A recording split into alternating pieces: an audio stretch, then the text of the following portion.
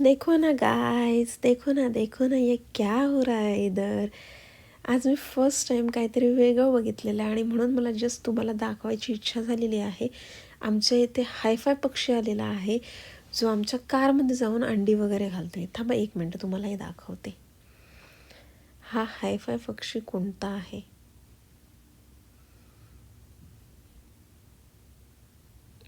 बघा, ही गावठी कोंबडी आहे, जी कारमध्ये जाऊन अंडी घालत होती आणि ही खूप दिवस झाले घालत होती. जवळजवळ 7-8 दिवस झाले घालत होती. पण समजत नव्हतं.